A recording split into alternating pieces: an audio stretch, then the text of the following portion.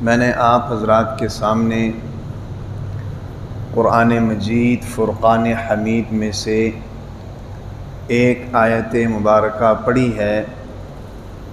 اللہ تعالیٰ سے یہ دعا ہے کہ اللہ تعالیٰ اس آیت کے صحیح معنی اور صحیح مفہوم کو آپ تک پہنچانے کی توفیق عطا فرمائے، اور پھر خود بھی اس پر عمل کرنے کی توفیق عطا فرمائے اور دوسروں تک پہنچانے کی بھی توفیق عطا فرمائے۔ یہ آیت مبارکہ کیا ہے؟ اللہ تعالیٰ نے قرآن مجید میں فرمایا، یا ایھا الذین آمنوا، اے ایمان والو۔ جب آمنو کا لفظ آ جائے تو اس کا معنی یہ ہوتا ہے کہ بات صرف ایمان والوں سے کی جا رہی۔ یا ایھا الذین کفروا نہیں کہا، یا ایھا الذین اشرکوا نہیں کہا، یا ایھا الذین نافقوا نہیں کہا۔ منافقین کو بھی مخاطب نہیں، مشرکین کو بھی مخاطب نہیں، کسی غیر مسلم کو بھی مخاطب نہیں فرمایا، بلکہ ایمان والوں کو مخاطب فرمایا۔ فرمایا کہ یا ایھا الذین آمنوا، اے ایمان والو۔ بندہ جب کسی کو مخاطب کرتا ہے تو کسی بات کے لیے مخاطب کرتا ہے، بلا وجہ کوئی کسی کو بلاتا نہیں ہے۔ کوئی کام ہوتا ہے، کوئی مسئلہ درپیش ہوتا ہے، کوئی پریشانی ہوتی ہے تو دوسروں کو آواز دی جاتی ہے، بلایا جاتا ہے۔ اللہ تعالیٰ ایمان والوں سے کیوں خطاب فرما رہے ہیں؟ اس آیت کے اگلے حصے میں اسی کے بارے میں بتایا جا رہا ہے۔ آیت کا پہلا حصہ کیا ہے؟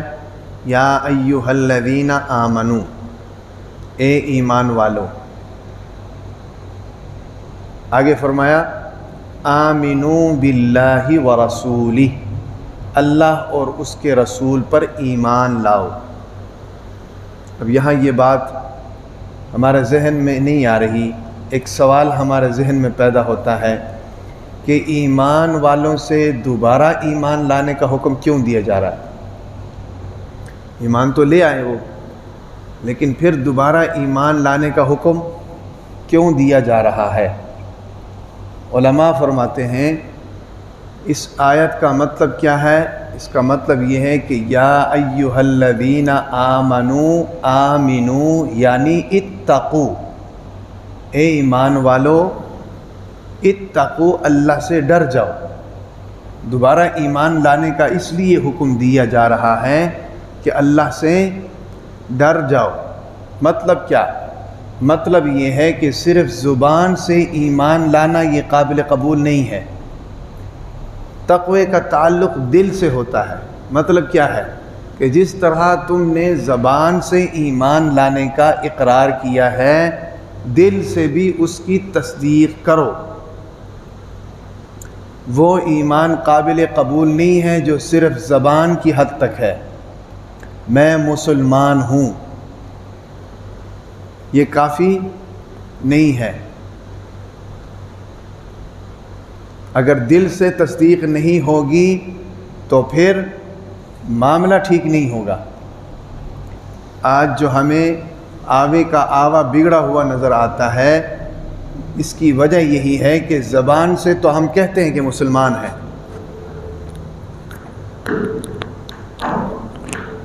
مطلب یہ لگ رہا ہے داڑھی کو، یہ مائک اس داڑھی کو لگ رہا ہے تو بعد میں اس میں سے شر شر کی آوازیں آتی رہیں گی۔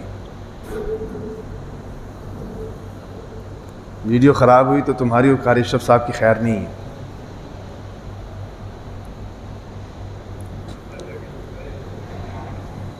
تو کہنے کا مطلب یہ ہے،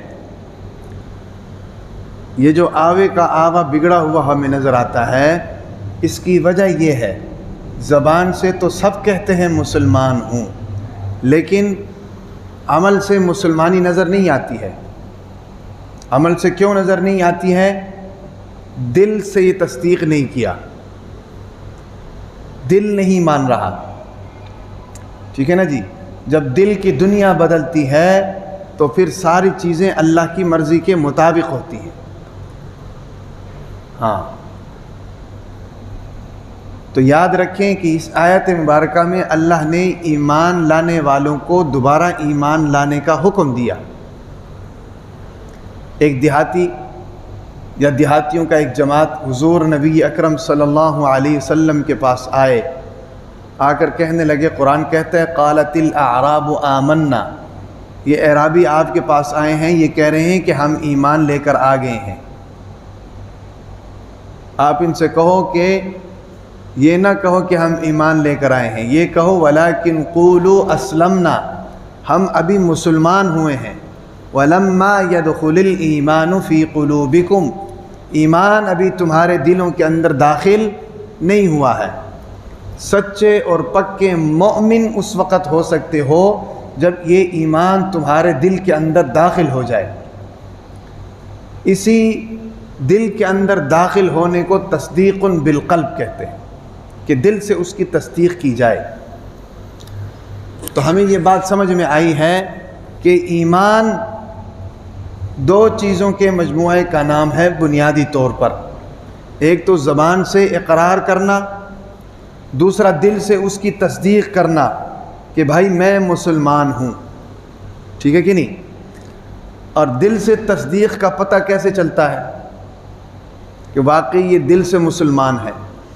دل سے تصدیق کا پتہ اس وقت چلتا ہے کہ جس بندے نے دل سے تصدیق کیا ہوتا ہے اس کے اعمال سے وہ ظاہر ہو جاتا ہے۔ اعمال سے دل کرتا ہے میٹھی چیز کھانے کو تو کھاتے ہیں کہ نہیں؟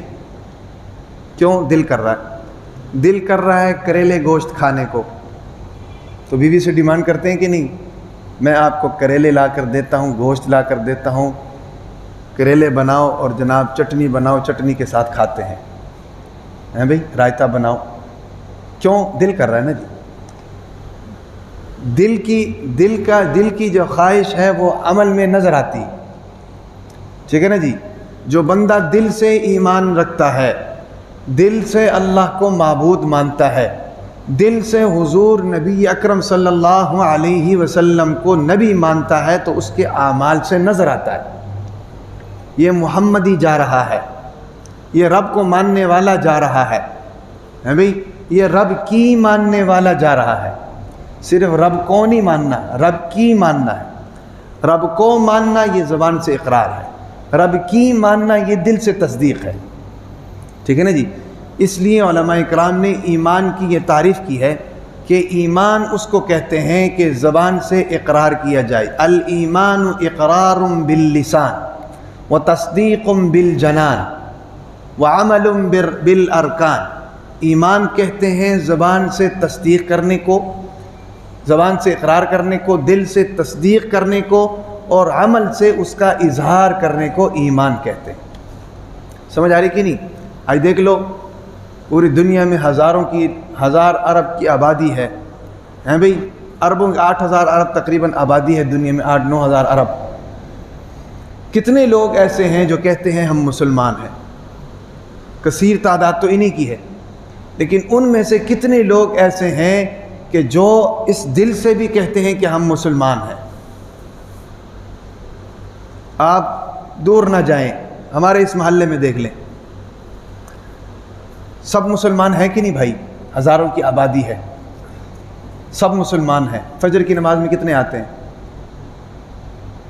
تو زبان سے مسلمانی ہوئی نا، دل سے تو نہ ہوئی۔ دل سے ہوتی تو عمل سے نظر آتی۔ بھائی دیکھیں، پھل کے اندر خراب ہو تو اوپر چھلکے پہ نشان آتے ہیں کہ نہیں؟ ہمیں کیا پتہ پھل کے اندر خراب ہے کہ نہیں؟ ہم تو چھلکے کے نشان سے اندازہ لگاتے ہیں کہ بھئی پھل کے اندر خراب ہے۔ تربوز والے کے پاس جاؤ یا خربوزے والے کے پاس جاؤ، بھئی میٹھا خربوزہ دے دو، تو اس کو تو نہیں پتہ اندر سے میٹھا ہے کہ نہیں، وہ سونگھ کر بتا دیتا ہے میٹھا ہے کہ نہیں۔ میٹھی چیز خوشبو دیتی ہے، جو میٹھا نہیں اس کی خوشبو نہیں ہوتی ہے۔ سمجھ آ رہی کہ نہیں؟ تو اندر کا رنگ باہر نظر آتا ہے، اندر کا ایمان باہر نظر آتا ہے۔ جادو وہ جو سر چڑھ کر بولے، خوشبو وہ جو عطار کا محتاج نہ ہو کہ وہ کہے کہ یہ خوشبو ہے، اس کا ڈھکن کھولو تو خود پتہ چل جائے خوشبو ہے۔ کیا خیال ہے بھائی؟ اس کو کہتے ہیں ایمان۔ اب یہ مجھے پریشانی ہو رہی ہے کہ کہیں یہ میری داڑھی کو ٹچ نہ کر رہا ہو. جب داڑھی کو ٹچ کرے گا تو داڑھی کی اپنی آواز ہے. میری بات آپ کی سمجھ میں آ گئی؟ بھئی بات کو سمجھنے کا تو تقاضا یہ ہے کہ اس پر عمل کیا جائے. اگر بات سمجھ میں آ جائے اور عمل نہ ہو تو سمجھنے کا فائدہ کیا؟ فائدہ تو تب ہوگا کہ بھائی بات کی سمجھ آئے اور پھر اس کے بعد وہ عمل میں آ جائے. تو یہ ہے ایمان. زبان سے اقرار، دل سے تصدیق اور اعمال سے اس کا اظہار، اس کو کیا کہتے ہیں؟ ایمان. اب ہمیں چاہیے کہ ہم اپنے گریبان میں جھانک کر دیکھیں. گرمیوں میں تو ویسے بھی گریبان کھولے ہوتے ہیں، جھانکنا آسان ہوتا ہے بھائی. ہم اپنے گریبان میں جھانک کر دیکھیں کہ ہم ایمان کی اس تعریف کے اوپر پورا اتر رہے ہیں کہ نہیں. کیا خیال ہے بھائی؟ بات صاحب کی حال ہے؟ آپ تو سے لیٹ آئے ہو، ویکھ لو.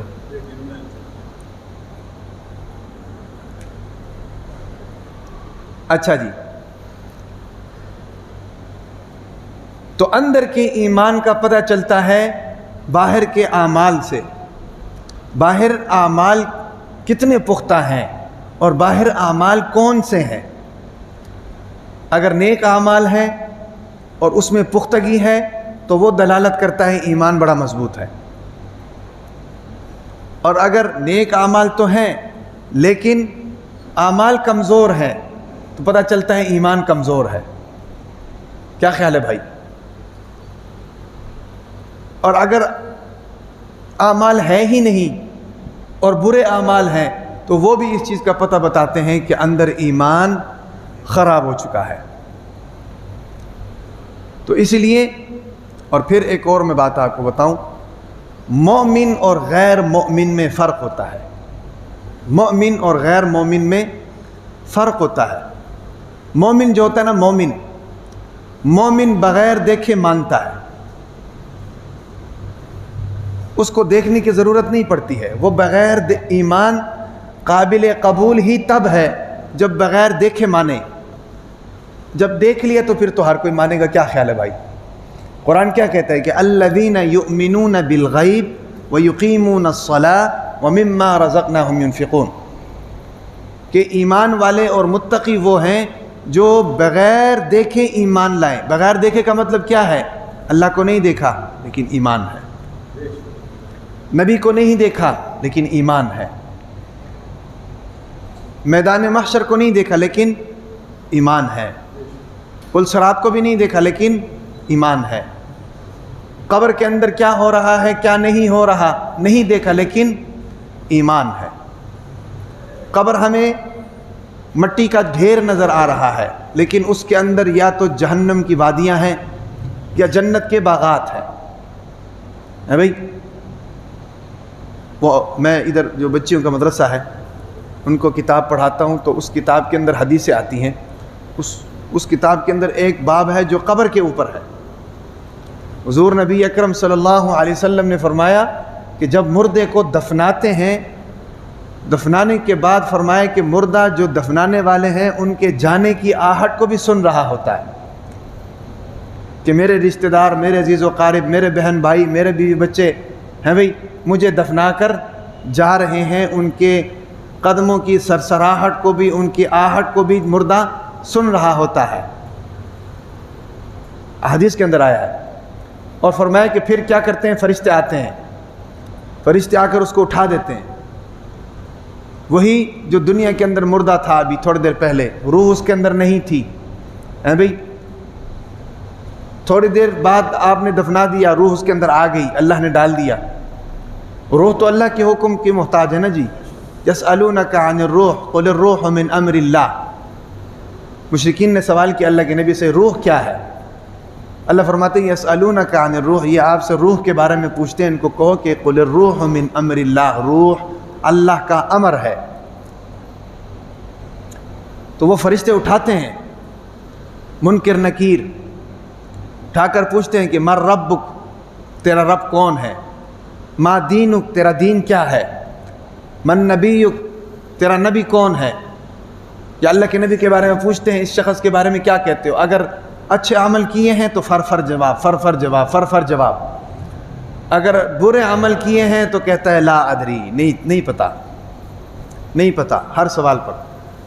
پھر حدیث میں ہے کہ جب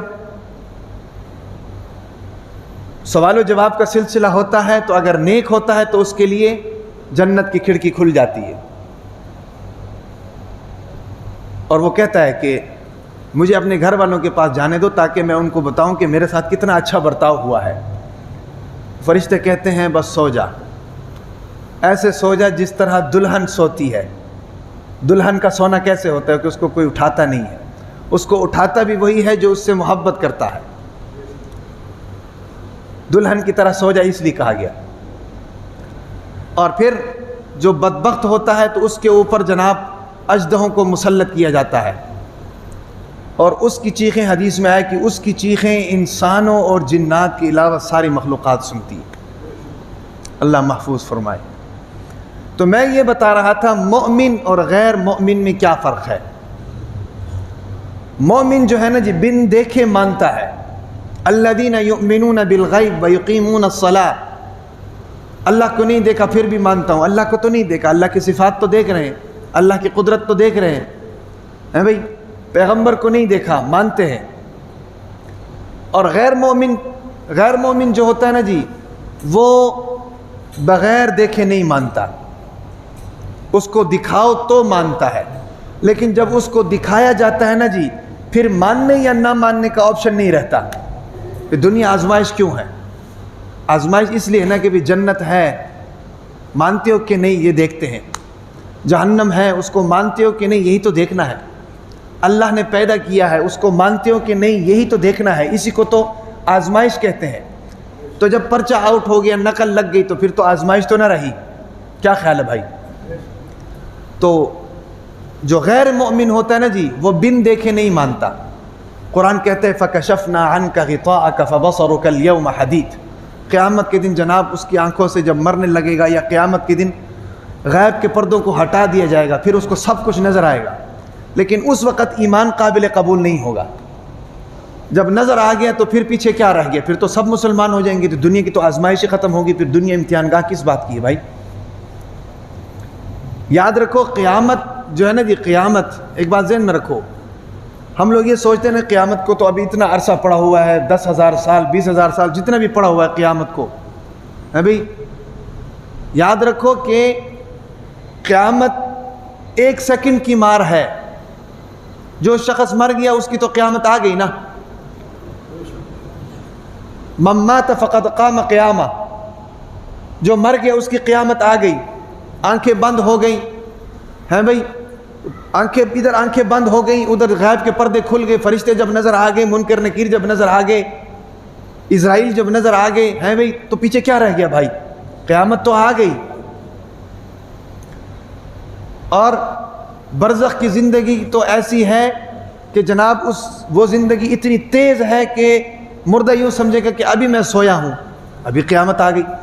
ہمیں محسوس ہوتا ہے کہ قیامت کو تو ابھی اتنا عرصہ پڑا ہوا ہے، جو عالم برزخ میں ان کو نہیں محسوس ہوتا۔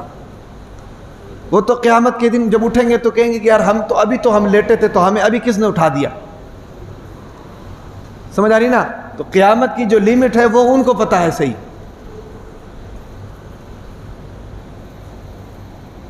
تو قیامت کے دن جو ہے ان کی آنکھوں کے سامنے سے پردے ہٹائے جائیں گے غیر مومن کے۔ قرآن کہتے ہیں فَكَشَفْنَا عَنْكَ غِطَاءَكَ فَبَصَرُكَ الْيَوْمَ حَدِيدٌ۔ اب دیکھو جو دیکھنا ہے، یہ ہے پل صراط، اس کو تم نہیں مانتے تھے، یہ ہے میدان محشر، اس کو تم نہیں مانتے تھے، یہ جہنم ہے، اس کو تم نے نہیں مانا، یہ جنت ہے، اس کو تم نے نہیں مانا، یہ پیغمبر ہے، اس کو تم نے نہیں مانا۔ اب اپنی آنکھوں سے دیکھ لیا ہے، اب ماننے اور نہ ماننے کا تصور ہی نہیں ہے۔ فرعون جب ہلاک ہو رہا تھا نا جی بحر قلزم میں، فرعون جب ہلاک ہو رہا تھا تو اس نے جب دیکھا نا فرشتوں کو آتے ہوئے، فوراً کہہ دیا آمنا برب موسیٰ و ہارون، میں موسیٰ اور ہارون کے رب پر ایمان لے کر آ گیا۔ قرآن کہتا ہے الآن وقد عصیت قبل وکنت من المفسدین، اب تم ایمان لے کر آ رہے ہو، زمین میں تم فساد مچاتے رہے ہو، زمین میں تم ظلم کرتے رہے ہو، اب جب تم نے اسرائیل کو دیکھ لیا ہیں بھائی، فرشتوں کو دیکھ لیا، اب تمہیں جناب ایمان یاد آ گیا، تو اب ایمان قابل قبول نہیں ہے۔ ایمان اس وقت قابل قبول ہے کہ جب تک پردے لگے ہوئے ہیں کچھ نظر نہیں آ رہا اس وقت تک ایمان قابل قبول ہے، اس کے بعد پھر ایمان قابل قبول نہیں ہے۔ تو میں یہ کہہ رہا ہوں کہ مومن اور غیر مومن میں فرق یہ ہوتا ہے کہ مومن جو ہے وہ بن دیکھے مانتا ہے اور غیر مومن جو ہے وہ بغیر دیکھے نہیں مانتا۔ اور اسی طریقے سے یاد رکھو، مومن جو ہے نا جی، مومن بخوشی مانتا ہے، خوشی کے ساتھ مانتا ہے، اور غیر مومن جو ہوتا ہے نا جی وہ مجبوری میں مانتا ہے۔ ایمان وہ قابل قبول ہے جو خوشی میں لایا گیا ہو، جو خوشی میں قبول کیا گیا ہو۔ سر پر بندوق رکھ کے کہو مسلمان ہو جاؤ، وہ مسلمان ہو بھی جائے تو قابل قبول نہیں ہے، مجبوری میں ہے۔ جو خوشی میں ایمان لے کر آتا ہے نا جی، پھر وہ جناب چٹان کی طرح ہو جاتا ہے، پھر ساری دنیا کی طاقتیں مل جائیں اس کو اس کے ایمان سے پیچھے نہیں ہٹا سکتی۔ کیوں؟ خوشی سے لے کر آیا۔ بلال کو ایمان سے نہیں پھیر سکے، صحابہ کرام کو ایمان سے نہیں پھیر سکے، کیوں بھائی؟ خوشی سے لے کر آئے ہیں۔ تو مومن ہوتا ہی وہ ہے جو ایمان خوشی سے لے کر آئے، اور غیر مومن وہ ہوتا ہے جو ایمان مجبوری میں لے کر آئے، مجبوری میں۔ قیامت کے دن قرآن منظر کشی کرتا ہے، قیامت کے دن جب ڈالا جائے گا نا جی اللہ کو نہ ماننے والوں کو جہنم میں، تو قرآن کہتا ہے کہ وہ گزارش کریں گے، ربنا ابصرنا وسمعنا فرجعنا نعمل صالحا انا موقنون، یا اللہ ہم نے دیکھ لیا ہے، ہم نے سن لیا ہے، فرجعنا نعمل صالحا، ہمیں واپس لوٹائے، ہم اچھے عمل کرتے ہیں، انا موقنون، ہم آپ کا یقین کریں گے، آپ پر ایمان لے کر آئیں گے۔ لیکن جب آزمائش ختم ہو گئی تو پھر ایمان لانے اور نہ لانے کا تصور نہیں، اب تو مجبور ہو کر ایمان لے کر آ رہے ہو۔ دنیا میں خوشی سے ایمان لے کر آتے، تمہیں آج مجبور نہیں ہونا پڑتا۔ فرمایا کہ ربنا غلبت علینا شقوتنا وکننا قوما ضالین، یا اللہ ہمارے اوپر ہماری بدبختی غالب آ گئی تھی، ہم تو بدقسمت تھے کہ ہم ایمان نہیں لے کر آئے، گمراہوں میں شامل ہو گئے، یا اللہ ہمیں نکال دیجئے، ہم آپ پر ایمان لا کر دکھائیں گے۔ ربنا اخرجنا فإن عدنا فإنا ظالمون، یا اللہ اگر آپ ہمیں نکال دیں اور پھر ہم ایمان نہ لے کر آئیں تو پھر تو ہم ظالم ہیں۔ لیکن اس وقت ان کے نکالنے کا تصور نہیں ہوگا۔ جو دنیا سے چلا گیا وہ واپس نہیں آ سکتا، ہاں جو دنیا سے چلا گیا وہ واپس نہیں آ سکتا۔ اب جو ایمان لے کر آ رہے ہیں یہ مجبوری میں ایمان لے کر آ رہے ہیں، اور مجبوری کا ایمان قابل قبول نہیں ہے۔ اور مسلمان اور مومن خوشی سے مانتا ہے، ربنا اننا سمعنا منادیا ینادی للایمان ان آمنوا بربکم فآمنا۔ قرآن کہتا ہے مسلمان کہیں گے یا اللہ ہم ایمان لے کر آئے تھے، آپ نے جو پیغمبر بھیجے تھے، آپ نے جو کتابیں بھیجی تھیں، آپ نے جو ہدایات بھیجے تھے، یا اللہ ہم ان ہدایات کو سنتے تھے، ان پیغمبروں کی سنتے تھے، اننا سمعنا منادیا ینادی للایمان، ہم ان کے سننے پر لبیک کہا اور لبیک کہہ کر ایمان لے کر آ گئے۔ تو بتانے کا مقصد یہ ہے، سب سے پہلی بات جو بتائی کہ ایمان کیسے لے کر آنا ہے، ایمان کا پتہ کیسے لگے گا، مومن اور غیر مومن کے فرق کو سامنے رکھیں۔ اگر ہم بخوشی مانتے ہیں تو الحمدللہ مومن ہے صحیح، ہم بن دیکھے مان رہے ہیں تو الحمدللہ مومن ہے صحیح۔ کیا خیال ہے بھائی؟ تو یہ ایمان لانے کا پیرامیٹر ہے۔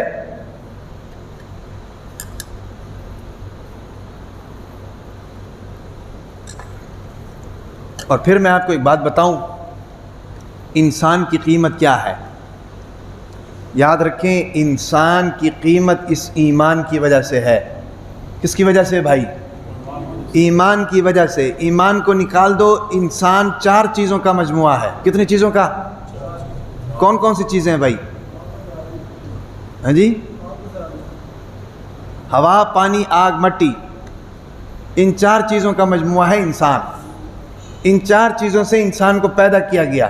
اب ان کی قیمت نکال لو، 5 فٹ کے آدمی کو کتنی مٹی لگے گی، کتنی بجری لگے گی، ابھی کتنی آگ لگے گی؟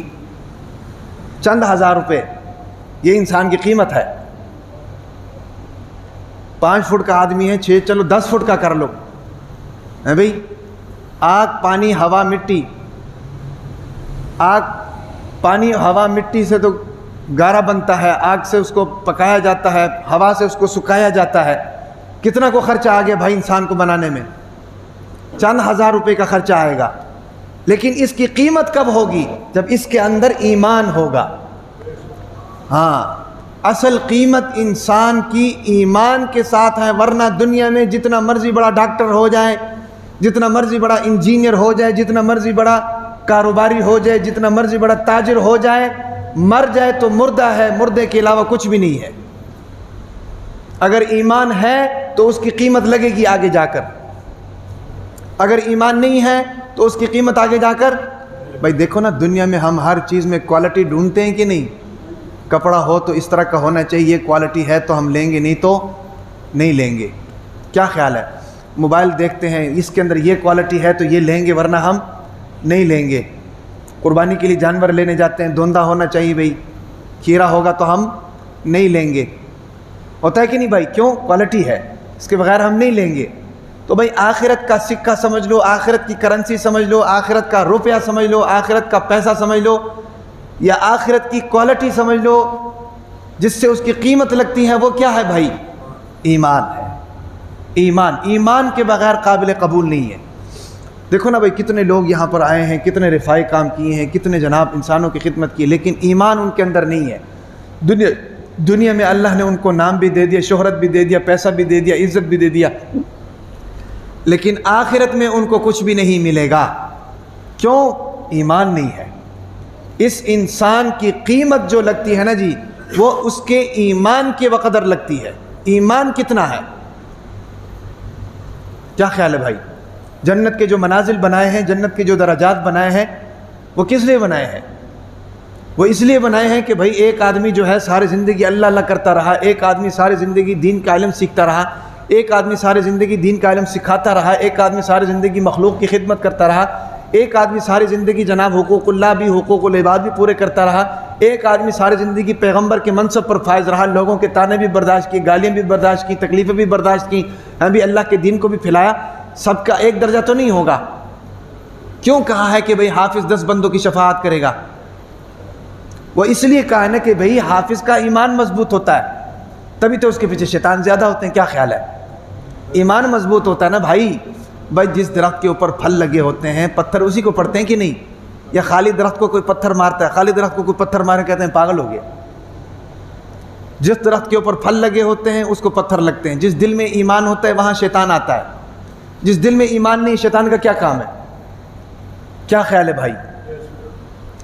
تو اس لیے بات کیا چل رہی تھی؟ ہاں، انسان کی قیمت اگر ایمان کو نکال لو تو یہ رہ جاتی ہے پیچھے۔ ٹھیک ہے نا جی؟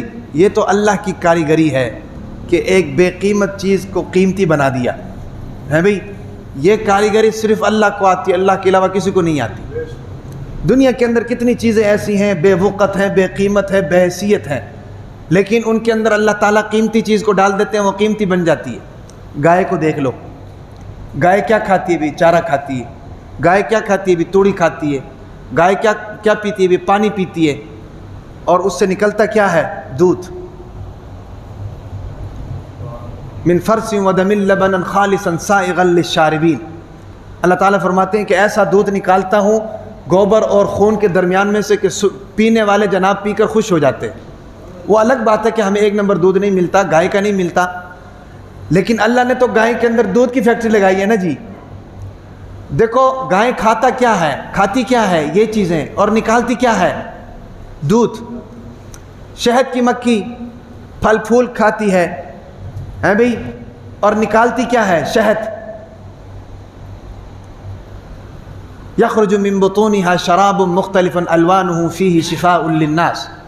اللہ تعالیٰ فرماتے ہیں کہ مختلف قسم کے پھول کھا کر مختلف قسم کے مشروبات دیتی ہے جس میں لوگوں کے لیے شفا ہے۔ اور ریشم کا کیڑا کھاتا کیا ہے؟ پتا کھاتا ہے، شہتوت کا درخت سے پتا کھاتا ہے، اور نکالتا کیا ہے؟ ریشم۔ یہ ساری بے وقت چیزیں ہیں، لیکن ان سے نکلنے والی سب قیمتی چیزیں ہیں۔ یہ کس کی قدرت ہے بھائی؟ ہم ایک مشین بنا کر اس کے اندر چارہ ڈال کر پانی ڈال کر دودھ نکال سکتے ہیں؟ دنیا کی کوئی لیبارٹری نہیں نکال سکتی۔ مشین میں جناب پھل پھول ڈال کر شہد نکال سکتے ہیں؟ نہیں۔ دیکھو وہی پھل پھول گائے بھی کھا رہی ہے، وہی پھل پھول شہد کی مکھی بھی کھا رہی ہے، وہی پھل پھول ریشم کا کیڑا بھی کھا رہا ہے، نکلنے والی چیزیں مختلف ہیں اور سب کارآمد بھی ہے، سب قیمتی بھی ہیں۔ ریشم کا اوریجنل کپڑا نہیں ملتا ہے بھائی، کیوں بھائی؟ قیمتی بہت زیادہ ہے۔ اوریجنل شہد نہیں ملتا، سارے فارمی ملتے ہیں۔ شہد تو دور کی بات ہے، اوریجنل دودھ نہیں ملتا۔ اسی گلی میں جا کر دیکھ لو، اوریجنل دودھ آپ کو نہیں ملے گا۔ کیا خیال ہے بھائی؟ یہ ساری اللہ کی قدرت ہے اور ہم یہ نہیں بنا سکتے ہیں۔ اور اب مزے کی بات یہ ہے کہ ان کے مقابلے میں انسان کو دیکھو۔ انسان جناب دنیا کی ساری لذیذ چیزیں کھاتا ہے اور نکالتا کیا ہے؟ گند نکالتا ہے۔ لیکن پھر بھی انسان کی قیمت ان چیزوں سے زیادہ ہے۔ کس بیس پر؟ بیس کیا ہے؟ ایمان ہے، ایمان، مسلمان ہے۔ سمجھ آ رہی کہ نہیں؟ انسان دنیا جہان کی ساری چیزیں کھاتا ہے، ساری لذیذ چیزیں کھاتا ہے، لیکن فضول کر دیتا ہے ان کو۔ پھر بھی اللہ نے انسان کو قیمتی بنا دیا ہے۔ کس بیس کے اوپر قیمتی بنایا بھائی؟ ایمان کی بیس کے اوپر۔ دنیا میں رہنے کا مقصد ایمان ہے۔ ڈاکٹر نے ٹھیک ہے پی ایچ ڈی کی ڈگری حاصل کر لی ہے، انجینئر نے پی ایچ ڈی کی ڈگری حاصل کر لی ہے، پائلٹ نے جناب جہاز اڑانے کی ڈگری حاصل کر لی ہے، لیکن مجھے بتاؤ اس ڈگری کا اچار ڈالو گے کیا کرو گے؟ زیادہ سے زیادہ وہ ڈگری 50 سال کام آئے گی، 60 سال کام آئے گی، اس کے بعد گیا۔ اس کے بعد جو اگلا مرحلہ ہے اس میں کون سی ڈگری چلے گی؟ مسئلہ تو یہ ہے۔ کیا خیال ہے بھائی؟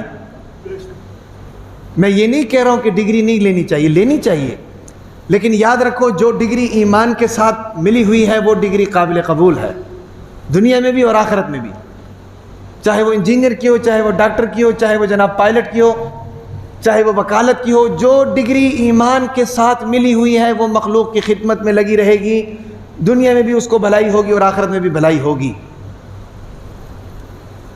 سمجھ آ رہی کہ نہیں؟ بچوں کو انجینئر بناؤ، ڈاکٹر بناؤ، ہیں بھائی، دنیا کے تمام علوم ان کو دو، لیکن ان کو مسلمان بناؤ، ان مسلمانی کے ساتھ ساتھ یہ ساری چیزیں ہونی چاہیے، ورنہ پھر وہ ڈگری جو ہے نا جی وہ وبال جان ہے۔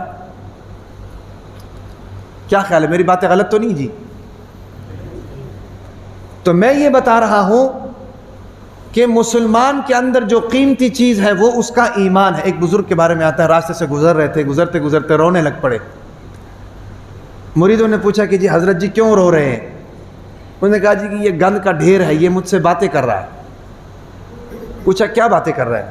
انہوں نے کہا باتیں یہ کر رہا ہے کہ جی بھی میں تو جناب اتنی قیمتی چیز تھی اور میں جناب اتنی لذت والی چیز تھی، تم انسانوں نے ہمیں کھایا ہے اور کھانے کے بعد ہمارا یہ حال کر دیا۔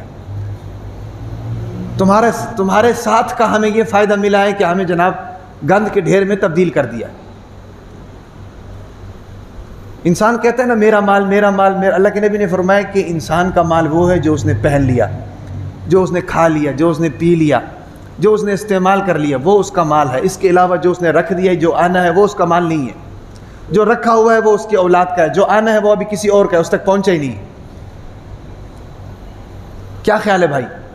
تو میں یہ بتا رہا تھا جب بات جہاں سے چل رہی تھی کہ انسان کی قیمت یہ ہے، انسان کی قیمت چند ہزار روپے جن چیزوں سے انسان بنا ہوا ہے نا جی، وہ چیزیں چند ہزار روپے میں آ سکتی ہیں، وہ چیزیں چند ہزار روپے میں آ سکتی ہیں۔ یہ جو دنیا کے اندر ہمیں مختلف رنگوں کے انسان نظر آتے ہیں، مختلف قوموں کے، مختلف رنگوں کے، مختلف زبانوں کے ہیں بھئی، مختلف صفات کے حامل رنگ کے انسان ہمیں نظر آتے ہیں، اس کی وجوہات کیا ہے؟ حدیث میں آتا ہے جب حضرت آدم علیہ السلام کو بنانے لگے نا جی، تو آدم علیہ السلام کو بنانے کے لیے جہاں سے مٹی لی گئی تھی اس مٹی کی صفات مختلف تھی، کہیں کالی مٹی، کہیں سفید مٹی، کہیں لال مٹی، کہیں ہے بھئی نرم مٹی، کہیں سخت مٹی، کہیں خوشبودار مٹی، کہیں بدبودار مٹی، وہ ساری چیزیں ملا کر آدم علیہ السلام کو بنایا گیا۔ وہی مٹی کی صفات آج ہمارے اندر موجود ہے۔ دیکھیں نا، کوئی کالا ہے، کوئی چٹا ہے، کوئی گورا ہے، کوئی لال ہے، کوئی پیلا ہے، کوئی نیلا ہے، کسی کی آنکھیں کالی، کسی کی آنکھیں ہیں بھی بلی والی ہیں، ہوتا ہے کہ نہیں بھی، گرین ہے۔ اس کی وجوہات یہی ہے تو انسان کی قیمت اگر ایمان کو نکال لیا جائے تو صفر ہے، صفر، چند ہزار روپے بنتی ہیں. اور آج کل تو پاکستان میں چند ہزار روپے کی کوئی ویلیو نہیں، لاکھ روپے کی ویلیو نہیں تو 1000 روپے تو بھئی کسی کھاتے میں نہیں آتا ہے. پہلے ایسے ہوتا تھا کہ گھر کا خرچہ جناب 3-4 ہزار روپے میں چل جاتا تھا. اب جس سے بات کرو کتنا خرچہ آ رہا ہے جی، مہینے میں 1.5 لاکھ روپے خرچہ آ رہا ہے، 2 لاکھ روپے خرچہ آ رہا ہے. 1000 کی تو لاکھ کی کوئی ویلیو نہیں رہی. تو اب یہ ہمارے ہاتھ میں ہے کہ ہم نے قیمتی بننا ہے یا بے قیمت بننا ہے. قیمتی بننے کے لیے وہ جو میں نے شروع میں عرض کیا تھا کہ ایمان کے اس ڈیفینیشن کے اوپر پورا اترنا پڑے گا. الایمان اقرار باللسان، تصدیق بالجنان وعمل بالارکان. زبان ایمان نام ہے، زبان سے اقرار کرنے کا، دل سے اس کی تصدیق کرنے کا، اور اعمال سے اس کا اظہار ہونا. یہ ہے ایمان کی نشانی. جس طرح پیسے کا اظہار ہمارے جسم پہ نظر آتا ہے نا جی، راڈو گھڑیاں پہنی ہوتی ہیں جناب، آئی فون 17 پرو میکس رکھا ہوتا ہے جناب، بھئی تلے والے جوتی پہنی ہوئی ہیں، کاٹن کے کپڑے پہنے ہوئے ہیں، بوسکی کے کپڑے پہنے ہوئے ہیں، خوشبو بڑی اعلیٰ قسم کی لگائی ہوئی ہے بھئی ساری چیزیں. کیوں؟ وہ پیسہ ہے.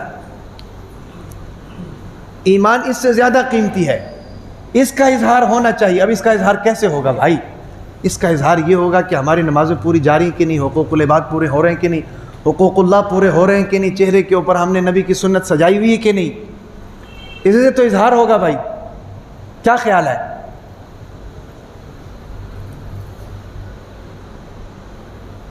اس لیے داڑھی رکھو. میں آپ سے بار بار گزارش کرتا ہوں داڑھی رکھو. بوڑھے ہو کر داڑھی رکھنا کیا رکھنا ہے یار؟ رکھنا ہے تو ابھی رکھو، جوانی میں. ہاں جوانی میں رکھو، مزہ تو آئے. خواہشات کے اوپر چھریاں چلیں تب تو اس کا مزہ ہے. ارمانوں کے اوپر چھریاں چلیں تب تو اس کا مزہ ہے. ہاں اللہ سے محبت کرتے ہو نا تو اس مزے میں بھی لذت ہے. کیا خیال ہے بھائی؟ محبوب کی جو تکلیف ہوتی ہے نا جی، اس تکلیف میں بھی لذت ہوتی ہے. ہاں اللہ ہم سب کو توفیق عطا فرما دے. تو بات چل رہی تھی ایمان کی قیمت، ایمان کی ویلیو، انسان کی قیمت. انسان کی قیمت کیا ہے اور انسان کی قیمت کس بیس کے اوپر ہے. اور ایک اور میں بات آپ کو بتاؤں، انسان جو ہے نا جی، انسان یہ ایک پودے کی طرح ہے. پودے کی طرح، اس طرح چھوٹا پودا ہوتا ہے جس کو نوخیز کلی کہتے ہیں. جب کسان بیج ڈالتا ہے تو چھوٹا پودا اگتا ہے نا جی. انسان بالکل اس پودے کی طرح ہے، اس پودے کی طرح ہے. کسان جب کھیت میں ہل چلاتا ہے اور ہل چلانے کے بعد جب وہ کھیت بڑھتی ہے نا جی، اس فصل کے ساتھ کچھ خودرو پودے بھی اگاتے ہیں. کچھ خودرو پودے بھی اگاتے ہیں. آپ نے دیکھا ہوگا یا جو لوگ کھیتوں میں کام کرتے رہے ہیں انہوں نے دیکھا ہوگا، جب کسان فصل اگاتا ہے، بیج ڈالتا ہے، نرم کرتا ہے، جب فصل اگتی ہے، جب تھوڑی سی بڑی ہوتی ہیں تو اس کے ساتھ کچھ اور پودے بھی، فضول پودے بھی اگاتے ہیں. وہ فضول پودے جو ہوتے ہیں نا جی، وہ اس کھیت کو نقصان دیتے ہیں. کسان سب سے پہلے کام یہ کرتا ہے کہ وہ جو فضول پودے ہیں ان پودوں کو کاٹتا ہے، کیونکہ اس کو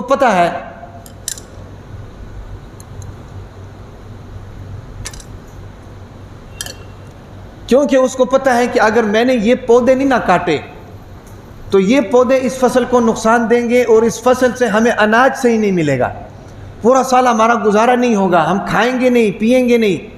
تو اس لیے جناب وہ خودرو پودے جو ہوتے ہیں ان کو کاٹتا رہتا ہے، پورا سیزن ان کو کاٹتا رہتا ہے. اگتے ہیں پھر کاٹتا ہے، اگتے ہیں پھر کاٹتا ہے. پھر جا کر جناب وہ فصل تیار ہوتی ہے اور پھر اس فصل سے وہ فائدہ اٹھاتا ہے. تو انسان بھی جناب ایک پودے کی طرح ہے جو پیدا ہوا ہے. انسان جیسے جیسے بڑا ہوتا ہے نا جی، اس کے ساتھ خودرو پودے بھی اگتے ہیں جو اس کے ایمان کو خراب کرتے ہیں. بات چل رہی ہے نا ایمان کی، جو اس کے ایمان کو خراب کرتے ہیں. اس انسان کو چاہیے کہ وہ خودرو پودے جو اس کے ساتھ اگے ہوئے ہیں نا جی، ان کو ساتھ ساتھ کاٹتا رہے، ورنہ وہ ایمان کو خراب کر دیں گے. ٹھیک ہے نا جی؟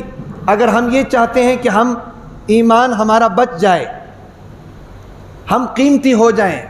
فصل کی قیمت تب بنتی ہے نا جب اس کے اندر اناج صحیح ہو، جب اس کے اندر اناج زیادہ ہو، جب اس کے اندر اناج جناب اس کی کوالٹی ٹھیک ہو، تو انسان کی قیمت بھی تب لگتی ہے جب اس کے اندر ایمان ہو، اور پھر ایمان بھی مضبوط ہو، اور وہ ایمان جو اللہ کو مطلوب ہو، اس انسان کی قیمت لگتی ہے بھائی، اس کی ویلیو ہے۔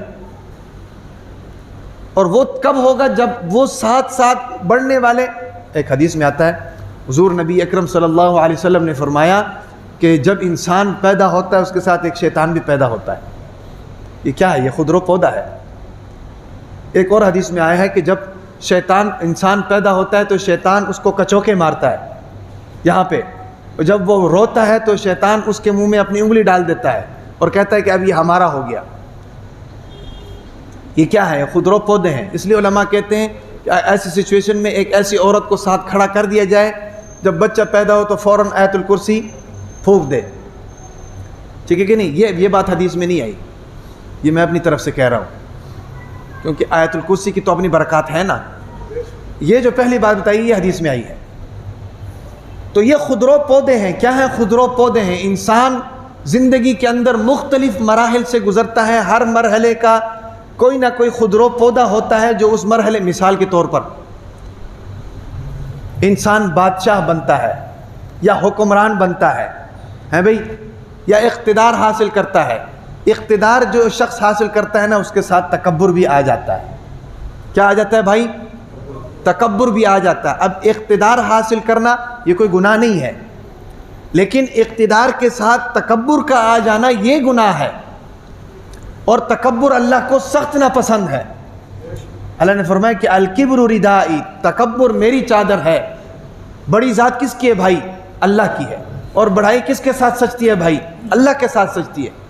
جو گندے نطفے کی پیداوار ہے، ثم خلقنا النطفۃ علقۃ فخلقنا العلقۃ مضغۃ فخلقنا المضغۃ عظاما فکسونا العظام لحما، ایک گندے نطفے کی پیداوار ہے، اللہ نے اس پر احسان کیا، اس کو انسان بنا دیا ہے، وہ جناب اکڑتا ہے، تو یہ اللہ کو پسند نہیں ہے۔ ہمارے سامنے کوئی اکڑے نا تو ہم کہتے ہیں، کیونکہ ہمیں اس کا سارا بایو ڈاٹا پتہ ہوتا ہے، ہم کہتے ہیں یار یہ کمی آدمی ہے، یار یہ کوئی ویلیو نہیں ہے، کوئی خاندانی کوئی حسب نسب نہیں ہے، بس یہ کچھ پیسے اس کو مل گیا اکڑ رہا ہے، تو ہمیں غصہ آتا ہے۔ کیوں آتا ہے بھائی؟ اس لیے آتا ہے کہ یار کسی کھاتے میں بھی نہیں ہے یہ، اور اس کو دیکھو اکڑ رہا ہے ہمارے سامنے۔ تو اللہ کو تو جناب ہمارے سارے اصل نسل کا پتہ ہے، ہمارا پتہ ہے، ہمارے باپ دادا کا پتہ ہے، پیدا کرنے والی ذات جو اللہ کی ہے، تو اللہ کو غصہ کیوں نہیں آئے گا؟ اور پھر بڑھائی سجتی اس کے ساتھ ہے۔ تو اقتدار کے ساتھ تکبر کا آ جانا یہ وہ خودرو پودا ہے جو انسان کے ساتھ شامل ہوتا ہے اور انسان کے ایمان کو خراب کر دیتا ہے، انسان کے ایمان کو خراب کر دیتا ہے۔ لیکن بدقسمتی یہ ہے کہ ہمارے ملک میں اقتدار کے اوپر جو براجمان لوگ ہیں ان کو سرے سے اللہ نے غیرت سے خالی کیا ہوا ہے، سیدھی سی بات، غیرت سے خالی کیا ہوا ہے۔ اللہ تعالیٰ بے غیرت حکمران کسی کو بھی نہ دے، غیرت سے خالی حکمران کسی کو بھی نہ دے۔ جس ملک کی اب خارجہ پالیسی کسی اور کے قبضے میں ہے بھئی، جس ملک کی پالیسیاں کوئی اور بناتا ہو، جس ملک کی معاشی پالیسیاں کوئی اور سیٹ کر کے دیتا ہو بھئی، جس ملک کی جناب ساری پیداوار اور سارے ذخائر کسی اور کے قبضے میں ہو، تو حکمران پھر کس بات کا بھائی؟ جس ملک کے حکمران کی بات نہ چلتی ہو، اس کے پاس کسی چیز کا اختیار ہی نہ ہو ابھی، وہ پھر کس چیز کا حکمران ہے؟ یاد رکھو، حکمران اگر غلام بن جائے نا تو اس کے پیچھے ساری قوم غلام بن جاتی ہے، سیدھی سی بات ہے۔ حکمران غلام بن جائے نا جی، اس کے پیچھے ساری قوم غلام بن جاتی ہے، ساری قوم رسوا ہو جاتی ہے۔ آج بدقسمتی سے ہمارے حکمران غلام ہے، غلام ہی ہے نا کہ بھئی جس کے ہاتھ میں اختیار نہیں تو وہ آزاد ہو سکتا ہے بھائی؟ اس کو نہ چلاؤ بیٹا، او بیٹا اس کو نہ چلاؤ۔ جس کے ہاتھ میں اختیار نہیں ہے وہ کیسے آزاد ہے بھائی؟ جو اپنے فیصلے خود نہیں کر سکتا، جو اپنے فیصلے خود نہ کر سکے، وہ غلام ہے نا، آزاد تو نہیں ہے، وہ اس کو آزاد تو نہیں کہیں گے۔ یہ اس صدی کے غلام حکمران ہیں جن کی وجہ سے 24 کروڑ عوام غلامی کے لکیر کے نیچے آئے ہوئے ہیں، سیدھی سی بات۔ آج دیکھ لو ہمارے ملک کے اندر IMF کا کنٹرول ہے کہ نہیں؟ پہلے تو یہ ہوتا تھا کہ بھائی IMF کی جو ڈکٹیشنز ہوتی تھی نا ان کو چھپاتے تھے، یا IMF کے جو مطالبات ہوتے تھے ان کو چھپاتے تھے۔ اب سرعام کہتے ہیں کہ بھی تیل پر سبسڈی IMF سے پوچھ کر دیں گے، بجلی کی قیمتیں گرانی ہیں اٹھانی ہے IMF سے پوچھ کر، ٹیکس کتنے جمع کرنے ہیں، ٹیکس کا ریشو کیا رکھنا ہے IMF سے پوچھ کر، تعلیم میں کیا اصلاحات کرنے ہیں IMF سے پوچھ کر۔ تو پھر تم کس کھیت کی مولی ہو جب تم نے سب چیزیں IMF سے پوچھنی ہے؟ اور اس ملک اور قوم کے اوپر IMF کو سوار کس نے کیا ہے؟ تم لوگوں نے سوار کیا ہے۔ جب ہر چیز IMF سے پوچھ کر تم نے کرنی ہے تو تم پھر وزارت عظمیٰ کی سیٹ کے اوپر کس بنیاد پر بیٹھے ہوئے ہو؟ اس ملک کی ترقی کے راستے میں، اس ملک کی مضبوط پیداوار کے راستے میں، اس ملک کی خود کفیل ہونے کے راستے میں سب سے بڑی رکاوٹ اس وقت IMF ہے، سب سے بڑی رکاوٹ۔ انرجی کی قیمتیں جو اس وقت آسمانوں سے باتیں کر رہی ہیں، تیل کی قیمتیں جو اس وقت آسمانوں سے باتیں کر رہی ہیں، گیس کی قیمتیں اس وقت جو آسمانوں سے باتیں کر رہی ہیں، بجلی کی قیمتیں اس وقت جو آسمانوں سے باتیں کر رہی ہیں، کس بنیاد پر؟ اس IMF کی وجہ سے کر رہی ہیں۔ انہوں نے جناب ہمیں معیشت کے رولز دینے ہیں، انہوں نے جناب ہمیں اصطلاحات دینے ہیں، بھائی انہوں نے جناب ہمیں بتانا ہے کہ آپ نے ایندھن کہاں سے لینا ہے، آپ نے تیل کہاں سے لینا ہے، آپ نے گیس کہاں سے لینا ہے۔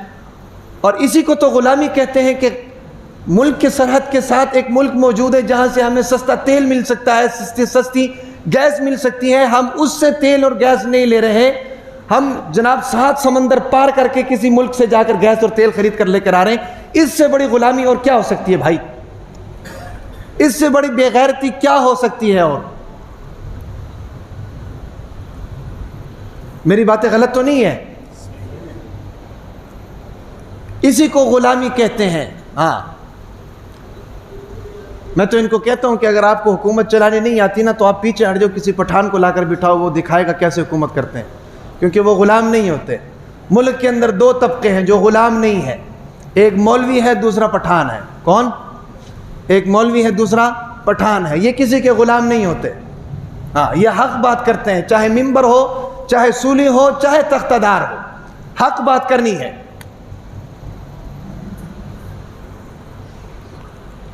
اور پنجاب کا تو پھر ماشاءاللہ کیا ہی بات ہے۔ پنجاب والوں نے تو جناب پنجاب کے اوپر 3-4 خواتین ہیں جو مسلط ہو گئی ہیں بھئی، اور پنجاب والوں کو نچا رہی ہیں، اور پنجاب والے ناچ رہے ہیں ماشاءاللہ، پنجاب والے ناچ رہے ہیں۔ وہ پچھلے دنوں ایک پنجاب اسمبلی کے اندر ایک موصوف خاتون سے، وزیر سے کسی نے پوچھا کہ بھی جہاز کیوں خریدا؟ وہ آگے سے کہتی ہے ہاں خریدا۔ اس کو کہتے ہیں ایک تو چوری اور دوسرا سینہ زوری، اس کو کہتے ہیں۔ وہ بے شرم تم اس کو جواب دو کہ ہم نے اس لیے خریدا۔ کیوں خریدا؟ ہاں خریدا، یہ جواب نہیں ہے، اس کو جواب دو، اس کو مطمئن کرو کہ بھئی ہمیں اس چیز کی ضرورت تھی تو ہم نے خریدا۔ عوام کے پیسوں سے، عوام کے ٹیکسوں سے تمہیں کس نے اجازت دی کہ تم جہاز خریدو؟ یہاں عوام رو رہی ہے اور پھر کہہ رہے ہیں کہ جی بڑی ترقی ہو رہی ہے۔ بڑی کہاں ترقی ہو رہی ہے؟ مجھے بتاؤ کہ سڑک بنانے سے ترقی ہوتی ہے یا بازاروں کو سجانے سے ترقی ہوتی ہے؟ سڑک پر تو جناب گاڑی والے نے گاڑی چلانی ہے، مزدور کا سڑک کے ساتھ کیا تعلق ہے؟ کیا خیال ہے بھائی؟ مزدور کا جن جن چیزوں کے ساتھ تعلق ہے نا وہ سارے تالے لگ گئے ہیں۔ اب جناب بازاروں میں فرش بچھا کر بھئی دکانوں کو رنگ کر کے آگے جناب بیریئر لگا دیں کہ بازار میں کوئی نہیں جا سکتا۔ بھئی بنائے کیوں ہیں؟ بازار ہوتے کس لیے ہیں؟ جانا ہے تو پیدل جانا ہے بھئی، وہ بازار ہے، مسجد نہیں ہے۔ موٹر سائیکل کی بھی پابندی، ریڑے کی بھی پابندی، گاڑی کی بھی پابندی، تو یہ پابندی تو پھر مزدوروں کے اوپر ہوگی نا۔ دکاندار بیچارے ویلے بیٹھے ہوئے ہیں، وہ اچھڑا بازار بڑا خوبصورت ہو گیا جی، بہت خوبصورت ہو گیا، نارکلی بازار تو بہت ہی خوبصورت تو ہو گیا، اس میں کوئی شک نہیں ہے، لیکن ان کی معیشت کے اوپر بھی تو چھری پھر گئی ہے۔ جو وہاں پر ریڑھی لگا کر بھئی 1000-2000 روپے کماتا تھا، اس کی تو جناب روزی کے اوپر لات مار دی ہے، وہ بیچارہ کدھر جائے گا؟ اس کو ترقی نہیں کہتے ہیں۔ تم لوگوں کو بھی جاگنے کی ضرورت ہے بھائی، کب تک اندھے بنے رہو گے؟ 75 سالوں سے ان لوگوں کو ہمارے اوپر مسلط کیا ہے، خالی یہ لوگ قصوروار نہیں ہیں، آپ لوگ بھی قصوروار ہیں. آپ لوگ لائنوں میں لگ کر ووٹ دیتے رہے، ہم دیکھتے ہیں. اس کو ترقی نہیں کہتے ہیں. ترقی اس کو کہیں گے، میں تو ترقی اس کو کہوں گا کہ جو امیر کھاتا ہے وہی غریب کھائے، پھر میں کہوں گا یہ ترقی ہے. کیا خیال ہے بھائی؟ ایئر کنڈیشن کے نیچے اگر امیر سوتا ہے بیٹھتا ہے تو غریب بھی سوئے اور بیٹھے، پھر میں کہوں گا کہ یہ ترقی ہے. یہ ترقی نہیں ہے کہ آپ بازاروں کو جناب سجا دیں، روڈ کو بنا دیں، لوگوں کا جینا حرام کر دیں.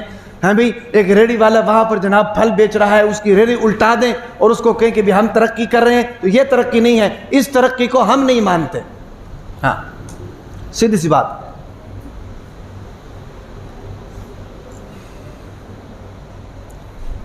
اور اس وزیر موصوف کے بارے میں ایک شخص کہتا ہے کہ یہ پہلے ڈرامے میں کام کرتی تھی. میں نے کہا ابھی بھی تو ڈرامے ہی کر رہے ہیں. ابھی کون سا صحیح کہہ رہے ہیں؟ ابھی بھی تو ڈرامے ہی کر رہے ہیں. اللہ معاف فرمائے. تو میں یہ بات کر رہا تھا، وقت سارا چلا گیا. میں یہ بات کر رہا تھا کہ بھائی خودرو پودے بھی اگ آتے ہیں، ان خودرو پودوں کا کاٹنا ضروری ہے. انسان اقتدار میں جاتا ہے، تکبر آ جاتا ہے.